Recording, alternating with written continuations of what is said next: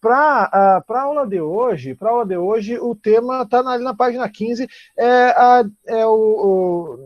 dentro daquelas ideias, dentro daquelas discussões sobre ideologias do século XIX que a gente vinha fazendo nesse capítulo aqui. A gente começou falando do liberalismo, a gente ficou falando ali sobre nacionalismo, e aí a gente hoje vai entrar e a gente, na semana passada, estava trabalhando sobre a parte do socialismo utópico, e hoje vamos ver se eu consigo trabalhar com vocês a parte sobre o socialismo científico e sobre as lutas femininas, no caso. Vou tentar dar uma baseada aqui para vocês nesses conceitos. Então, aqui dos conceitos, na parte sobre o socialismo científico, que como ficou conhecida a teoria, as teorias, no caso, formuladas pelo Karl Marx e pelo Friedrich Engels, que eu acredito que vocês também vejam alguma coisa sobre esses autores na filosofia e na sociologia. Então, baseado na análise, né, o novo... Peraí, Larissa, deixa eu ver o que tu falou. Sim, né? Claro, né? O cara aquele lá, ele tem mais o que fazer, né? O Brasil tá com uma crise alimentar, uma crise de saúde, a floresta pegando fogo, e o cara tá preocupado com isso, né? Já não basta a fumaça que toma conta do país, o cara ainda joga uma cortina de fumaça aí para fazer, né? Isso mas é aquela coisa, né? Quando a coisa tá ruim, a gente tem que achar um culpado, um espantalho, né? E o espantalho do momento é o chamado socialismo, o comunismo, enfim, né? É sempre assim na história, né? Especialmente no século XX, né? Os caras, eles têm umas ideias assim, né? Mas eu não me surpreendo, sinceramente, eu não me surpreendo com isso daí. Os caras, eles acham que... como eu disse, né, é o espantalho, tem que ter um espantalho, tem que ter um bode expiatório, né, mas é sempre assim, né, algumas pessoas sempre não assumem as suas responsabilidades e sempre acham um culpado, um bode expiatório, como a gente costuma dizer, né? Mas enfim, certo? Demorou até um pouco. Bom, o certo é que, com base nessa análise econômica e política, que é o que está acontecendo ali, né, europeia do século XIX, preocupados com a situação de penúria dos trabalhadores de sua época, e sim, o século XIX, a exploração da classe trabalhadora, ela era bem emblemática. Tu pega ali autores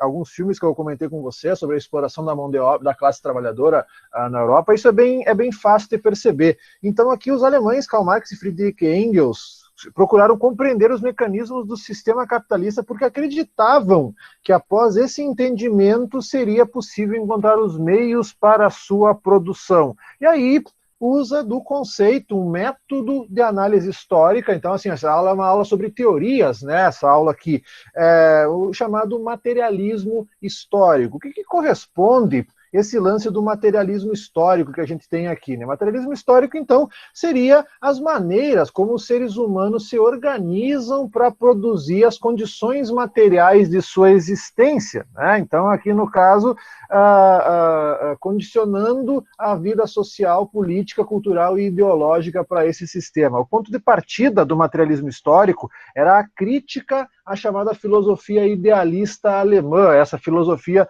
preconizada principalmente pelo Hegel, certo? Que é um cara que eu acho que vocês devem, pelo menos a Prof. Cris deve ter comentado um pouco sobre este tema do Hegel, que considerava a natureza e as realizações humanas manifestações de uma ideia abstrata e universal, designada como espírito absoluto.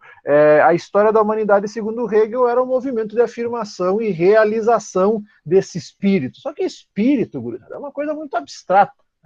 Então, aí, se opondo a essa visão, né, essa visão de espírito, que a história da humanidade era uma coisa com um espírito ali, os dois autores aqui, no caso citados, afirmavam que a vida humana, em todas as esferas, era determinada pela maneira concreta, de maneira concreta pelas condições materiais de existência, pelo trabalho e as relações que os indivíduos estabeleciam uns com os outros para produzir aqueles bens, então, necessários a sua sobrevivência. Então, ali, ideias, valores, consciência, tudo isso vai ser determinado por essa situação, né, gente?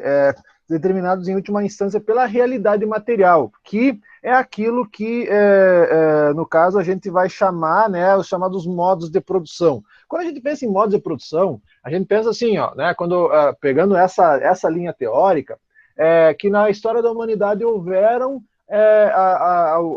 um conceito, assim, por exemplo, o modo de produção primitivo, né, então, assim, os homens da pré-história tinha um sistema de produtividade, não assim, não produtividade fabril, mas modo de produção era o modo de vida das pessoas, né? O modo de como que as pessoas faziam para sobreviver, no caso, então o modo primitivo. Tem um outro conceito que eles chamam de modo de produção asiático, que era o conceito de modo de produção asiático, é um conceito aqui que se fala, ele é aquela coisa assim que, por exemplo, onde há um Estado controlando tudo, controlando a produção, a distribuição de alimentos, que é o modo dos povos da antiguidade, aqueles que a gente viu lá no primeiro ano.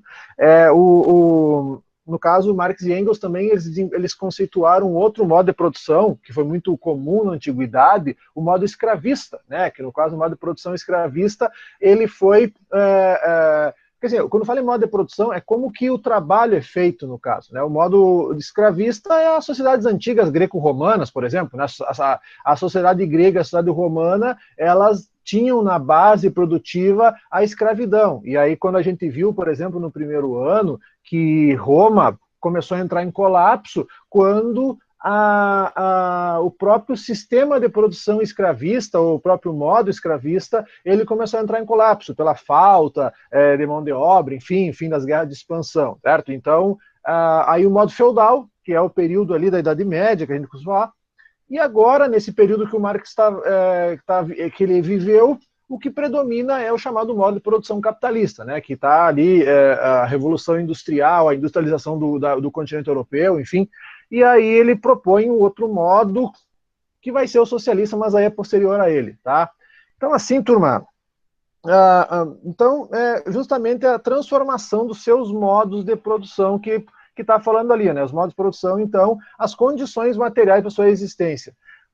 Turma, no campo da filosofia, partindo da ideia de movimento de Hegel, os teóricos marxistas desenvolveram o conceito de materialismo dialético, que aí, no caso, que tinha como base a ideia de que os fenômenos e objetos se relacionavam e se condicionavam mutuamente. Então, na visão dialética marxista, a natureza, assim como a sociedade, estava em permanente movimento e mudança, renovando-se continuamente. Certo? Então, em razão desse movimento dialético, né, então, desse conceito, todo o sistema econômico, depois que nasce, se desenvolve e se expande até atingir a plenitude, que é o ponto máximo. E a partir desse momento, certo?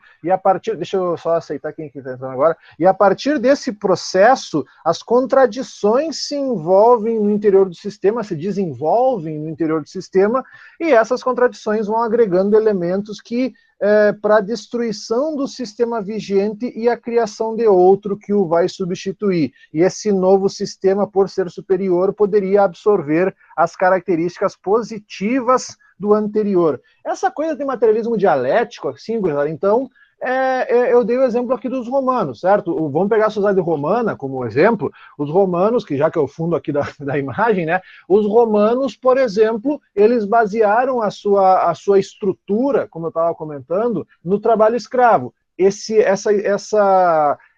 modo escravista, ele atingiu um ápice, e aí depois disso ele entra em colapso e é substituído por um outro sistema produtivo que é o feudal, né, a servidão, enfim. É um exemplo, certo? Então, acho que é um exemplo bem básico, bem fácil de a gente compreender, é que o escravismo em Roma, o modo escravista, ele chegou num topo e depois caiu. O modo feudal também aconteceu a mesma coisa, e o Marx dizia que o modo capitalista, aquele sistema produtivo daquele modo, ele viria a ser superado por um outro sistema produtivo, né? Então, é mais ou menos isso daí que ele fala. Então, para esses dois autores, na história, a força capaz de promover as mudanças e levar um sistema antigo a ser superado por outro é a chamada luta de classes, né, gente? Então, aqui é o conceito que ele costuma falar aqui, né, o conceito de luta de classes, que na teoria marxista diz o seguinte: o conflito entre grupos sociais com interesses opostos, antagônicos e inconciliáveis, ou seja, eles são opostos e não vão chegar num acordo,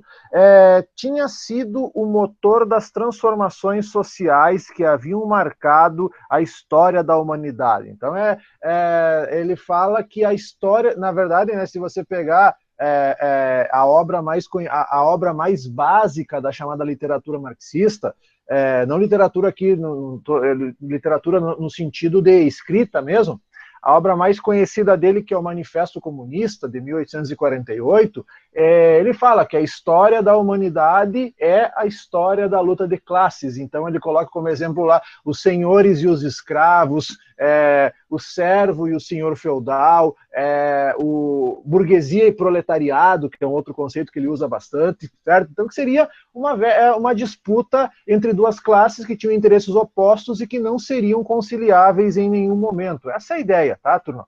Deixa eu só mostrar aqui um negócio para vocês. Então, o que a gente vai falar aqui? Está falando no material de vocês, bases do capitalismo e revolução proletária no marxismo. Bom, na verdade, turma, o que acontece, né?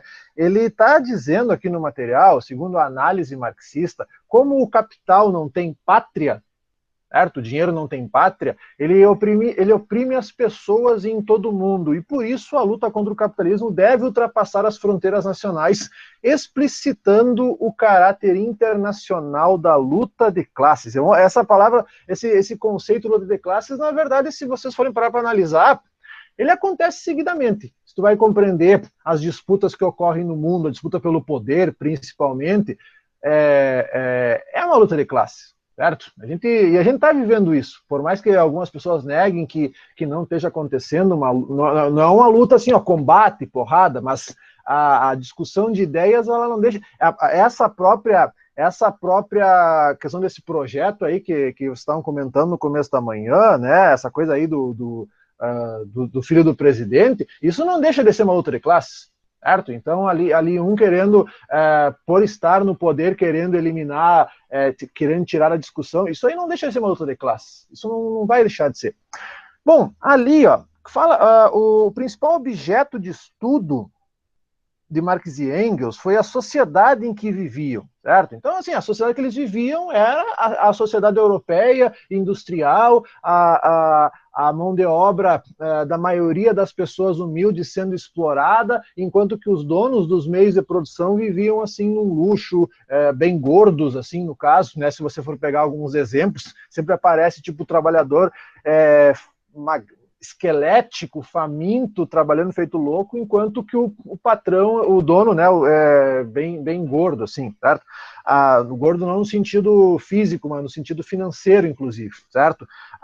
Então, em seus estudos, concluíram que a propriedade privada dos meios de produção e a mais-valia eram a essência do chamado sistema capitalista. Aqui no material de vocês, está falando, deixa eu só pegar aqui essa parte, ele está falando aqui, por exemplo, que por meios de produção ele se refere à terra, imóveis, instrumentos de trabalho, capital, matérias-primas, enfim, tudo o que era necessário para a produção de bens materiais. E aqui diz que após a Revolução Industrial, poucas pessoas possuíam dinheiro, capital, no caso, suficiente para ser proprietárias dos meios de produção. O restante da população tinha apenas a força de trabalho para oferecer. Então é aquela coisa, realmente, a Revolução Industrial, ela causou isso, né, gente? Muitas pessoas ficaram sem terra, ficaram sem as ferramentas de trabalho, certo? Não podiam ser donas dos chamados meios de produção,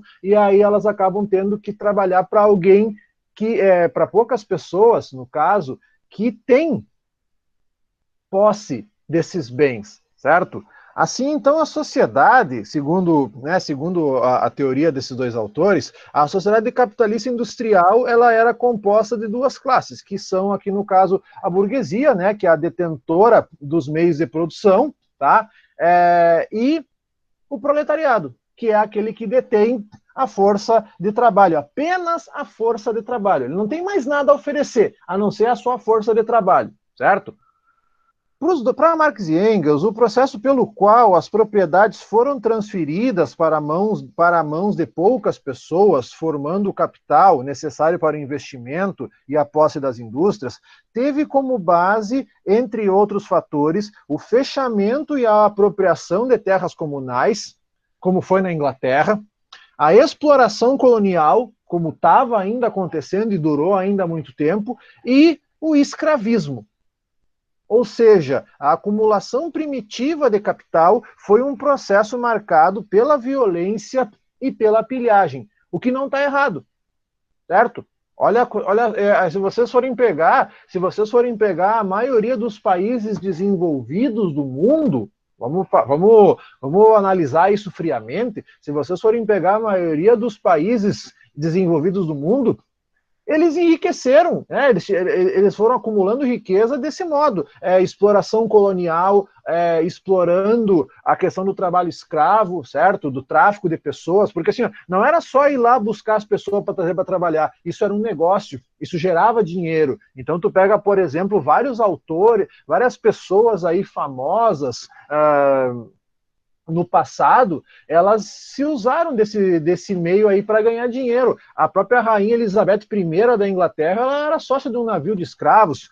Tu pega aí autores tipo John Locke, que é o pai do liberalismo político. John Locke era sócio de um mercador de escravos, e por aí vai, né? Então, isso é fato, gente. E a exploração colonial também, é claro que essa parte da exploração colonial, turma, a gente ainda não chegou nessa parte mais específica. Se vocês forem pegar, por exemplo,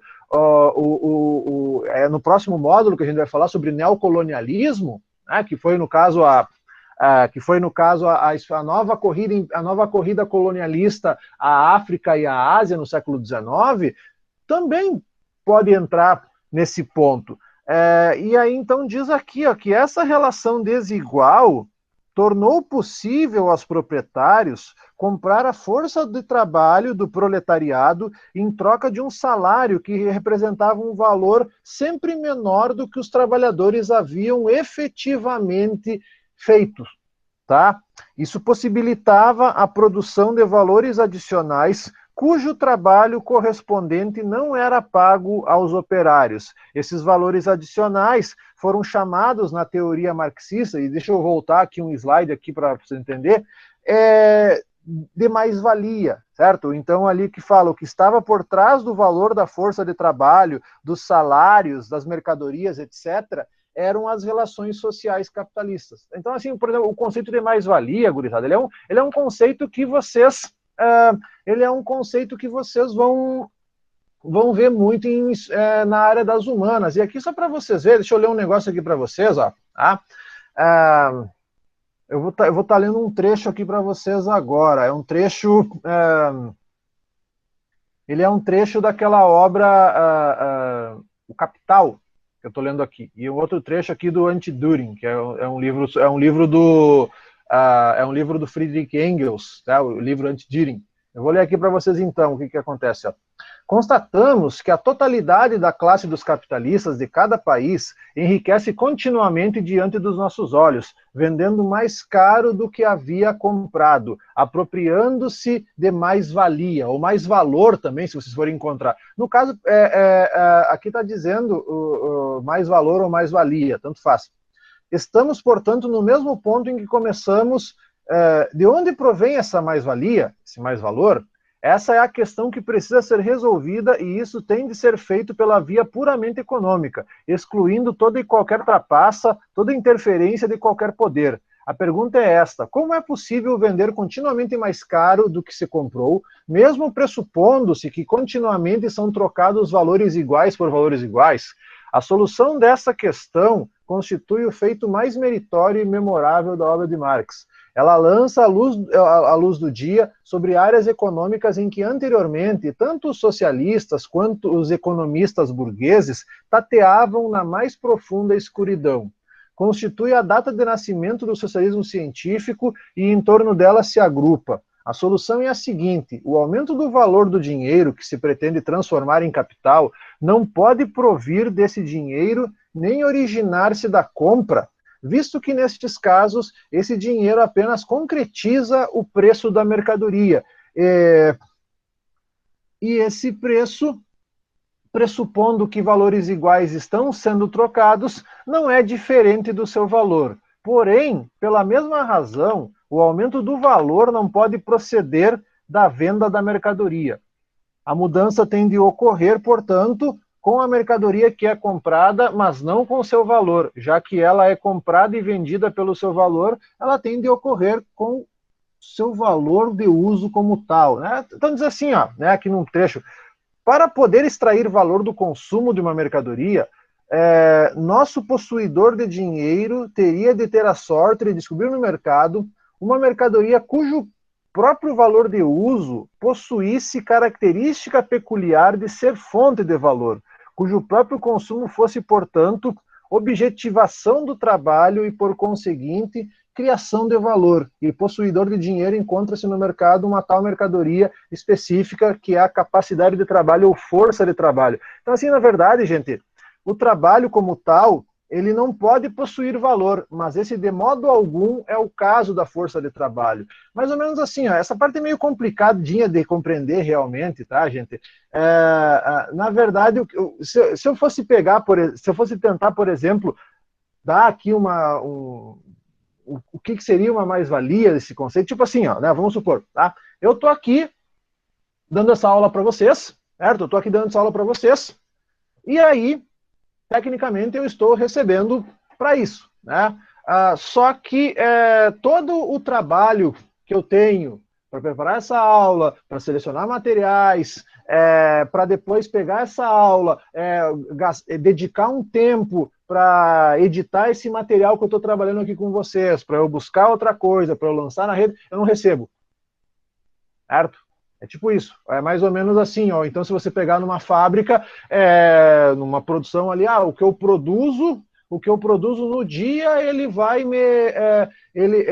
vamos dizer que eu trabalho 8 horas por dia, e aí o meu salário, se eu trabalhar 4 horas por dia, 6 horas por dia, eu produzo o suficiente para pagar a minha cota diária de trabalho. Só que aquelas 2 horas a mais que eu trabalho, eu não recebo.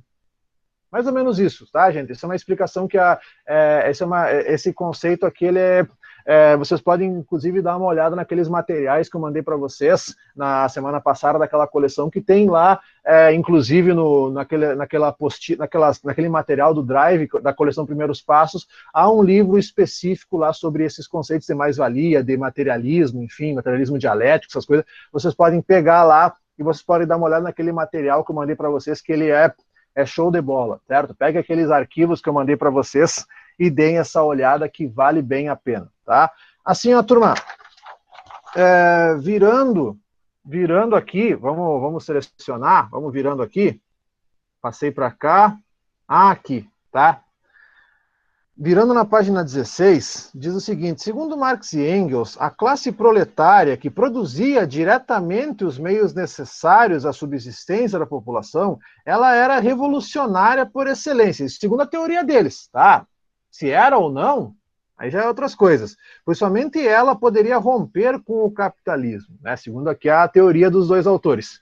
Os trabalhadores deveriam apropriar-se dos meios de produção, tomar o poder e estabelecer uma ditadura do proletariado, fase transitória de organização política e econômica da sociedade, até que esta fosse reorganizada em bases coletivas e sem classes, para daí tornar-se comunista, segundo a concepção deles. Na verdade, gurizada, qual que é o lance aqui? Ó? O termo ditadura, que o termo ditadura do proletariado, ele precisa ser abordado com um certo cuidado, certo? Porque de acordo com o Marx, né, ele usa o termo ali, vocês viram, ditadura do proletariado. Mas segundo o Marx, para uma transformação estrutural da sociedade capitalista, seria necessário que o proletariado, ou seja, a classe trabalhadora, se apropriasse daquilo que conferia poder à burguesia, que era o quê? Os meios de produção e de distribuição, e também o controle do Estado.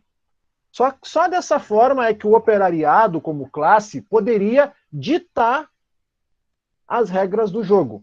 Na época que o Marx e o Engels viveram, por exemplo, né, então no século XIX, certo? No século XIX, a participação do proletariado, ou seja, dessa grande massa popular na política institucional, ela era negada. Se vocês forem pegar a maioria dos países europeus e dos países desenvolvidos como um todo, inclusive a questão do voto era voto censitário. Essa ideia de voto universal, gurizada, onde todos, independente da condição social, pudessem votar, isso era uma coisa que ainda não estava muito clara em muitos países. Então, dentro do conceito aqui, para esses autores, o que se vivia na época era uma ditadura burguesa, da qual a ditadura do proletariado teria de se opor. Então é justamente isso, né? Assim, quando ele fala em termo burguesia aqui, né, no caso é que e analisando, né, turma, se vocês forem pegar a maioria dos nossos representantes no país, os representantes especialmente legislativos, certo?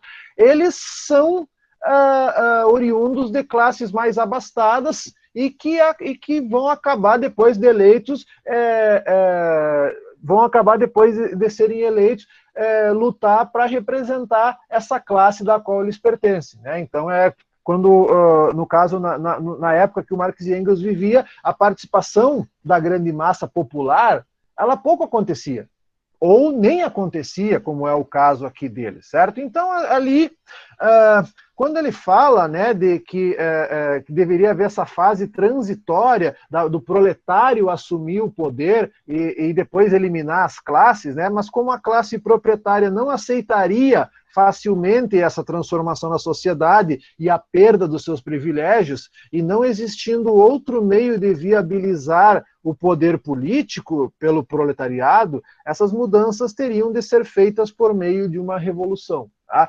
Aliás, a palavra revolução, gente, já comentei isso com vocês em alguma outra oportunidade, a palavra revolução, até o final do século XVIII, ela tinha um sentido mais de astronomia, rotação, né? Revolução significava rotação. Depois do século XVIII, século XIX, é que a palavra revolução ela vai tomar esse sentido que a gente conhece hoje, de mudanças, de transformações. Tá? Bom, as ideias e a produção intelectual de Marx e Engels, elas serviram de base para as lutas sindicais e políticas dos trabalhadores em vários países. E a teoria inspirou no século XX a luta contra ditaduras fascistas na Europa, como aconteceram várias, além de movimentos pela independência nacional e emancipação feminina, também, que é o próximo tema que a gente vai entrar aqui agora, já que nós temos alguns minutos, né, para falar. Aqui, vamos entrar nessa parte das lutas femininas. Esse tema é bom, tá? Esse tema é bom, e esse tema aqui ele é um tema que vem sendo bastante abordado aqui nos últimos anos. Né? A história da luta das mulheres vem sendo um tema bastante cobrado aqui. Deixa eu só fazer um registro aqui agora, antes que eu me esqueça. Tá. Não tá aqui. Sá Luísa. Não, aqui também não, peraí. O João, as duas Júlias estão aqui. Também aqui não tá, peraí. Acho que é isso, o resto tá. Tá ali. Tá, era só para confirmar aqui. Tá, não é só para confirmar aqui quem é que está aqui, tá? Já fiz a anotação. Bom, então agora, nessa parte da luta feminina, turma, é assim, o que acontece, né, gente? As mudanças, quando a gente pensa na luta feminina, as mudanças ocasionadas pelas revoluções econômicas, tecnológicas e políticas desde o final do século XVIII, elas levaram as mulheres a rever e questionar o seu papel na sociedade, porque tradicionalmente aquelas que pertenciam às famílias mais abastadas, elas tinham sua formação voltada prioritariamente para casar e para cuidar da casa. As mais pobres acabavam tendo que ingressar no mercado de trabalho cada vez mais cedo, combinando as jornadas nas fábricas com as atividades domésticas e o cuidado com os filhos. E independentemente da classe social, todas as mulheres estavam submetidas à autoridade masculina, seja do pai, seja do marido, seja de um irmão, homem, não importa se mais velho ou mais novo, e não desfrutavam das liberdades civis e nem dos direitos políticos. Sim, gente,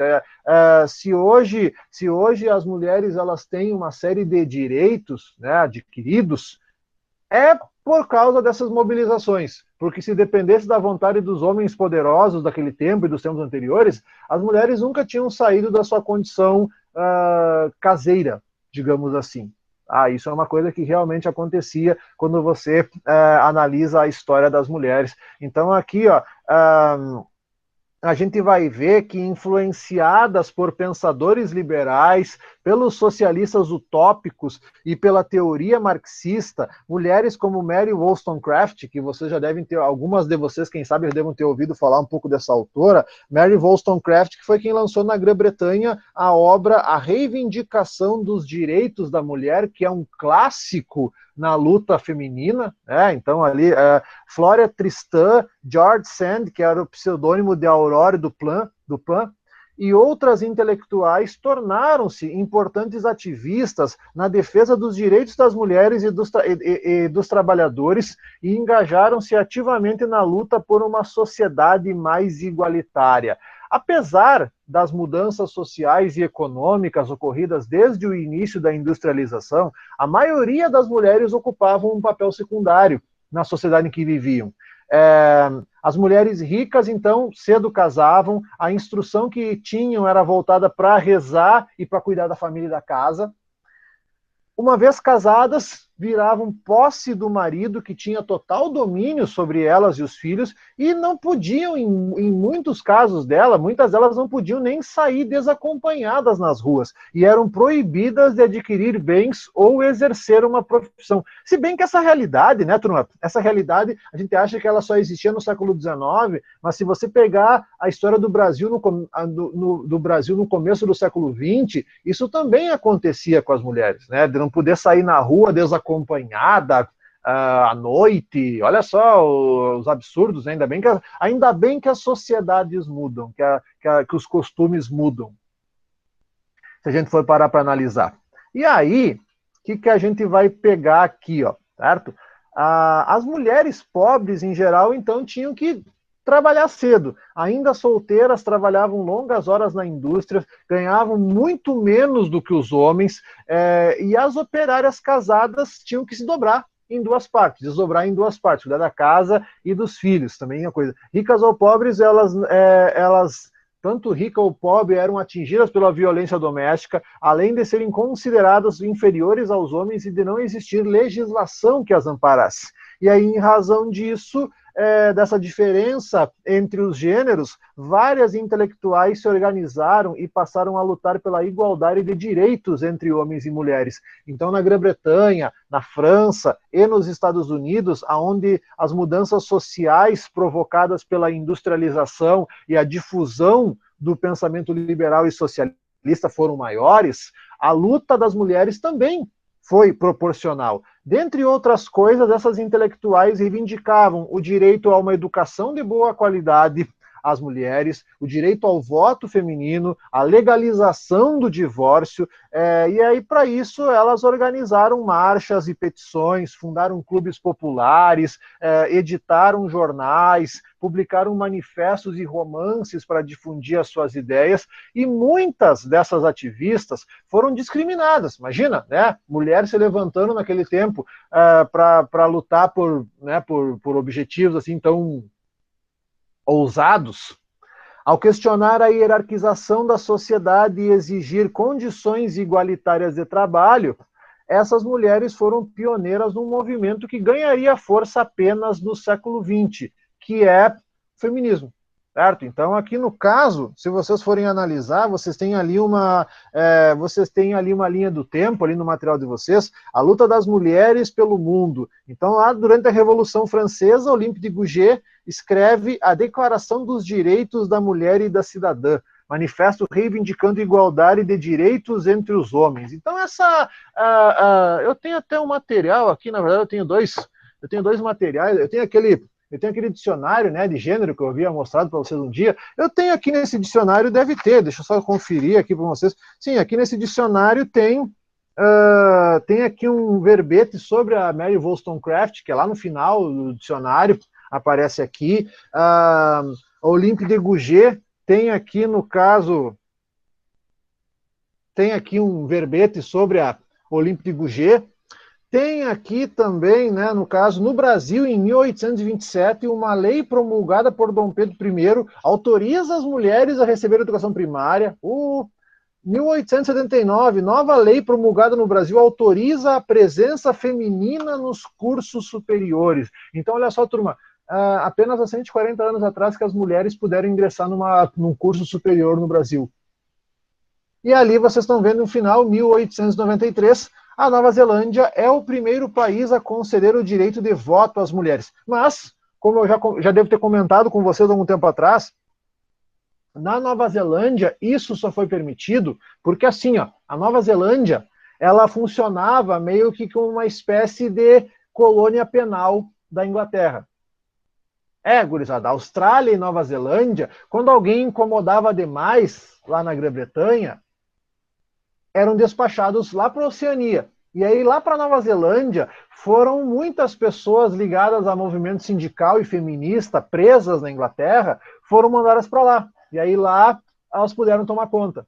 Né? Esse grupo aí pôde dar conta. Esse material que eu estou mostrando para vocês, esse dicionário crítico de gênero, tá? Que ele vai falar sobre essas questões, ele fala sobre várias questões ligadas a gênero e feminismo. É um material longo, mas eu tenho ele num formato digital aqui, um PDF, depois eu posso mandar para vocês. Esse material aqui é ótimo, eu sempre recomendo aqui para quem quiser conhecer a história, conhecer esse material aqui, né? Ele foi organizado por uma ex-professora minha da faculdade, a Ana Collin, uma mulher que eu admiro pra caramba, e um ex-professor, inclusive foi professor do Sagrado, muito tempo atrás, o professor Losandro Tedeschi. Ele foi um cara que, eles dois, então, que hoje trabalham lá no Mato Grosso do Sul, eles organizaram esse material aqui. E da Ana Collin eu tenho aqui um material que eu comprei dela ali, ó, Tempos Diferentes, Discursos Iguais, a construção histórica do corpo feminino. Esse material aqui é muito bom, é um material curtinho aqui, ó. Esse material aqui, esse livro foi escrito pela Prof. Ana. Eu já vi esse material, se eu não estou enganado. Tem no site da editora UFGD, que é a Universidade Federal da Grande Dourados. Tem esses materiais aqui em PDF, né, os materiais da professora Ana Collin, que é uma pessoa assim extraordinária, sabe assim, ó, eu não me canso de gravar essa professora assim, ó, tipo, essa professora foi uma das professoras que me fez abrir os horizontes quanto a essa questão aqui das mulheres e das lutas das mulheres ao longo da história. Que mulher fantástica, assim, eu falo isso tranquilamente, sem nenhum escrúpulo, né, de dizer que a professora Ana, ela, mulher fora de série, essa aí, baita pessoa, tá? Então aqui, turma,